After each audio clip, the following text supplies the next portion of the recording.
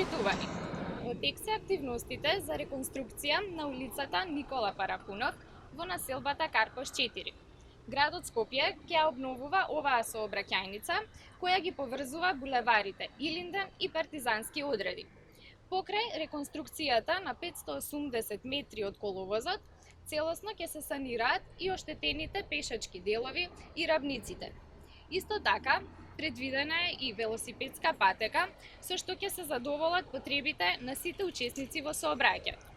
Во Карпош 4 следува реконструкција и на улицата Вич, заедно со пристапните краци до стамбените згради, а оваа инфраструктурна активност ќе биде спроведена од страна на општината Карпош. За овој дел важно е да се истакне и изведбата на новиот парк од бунарите на реката Лепенец до спортско-качувачката Карпа.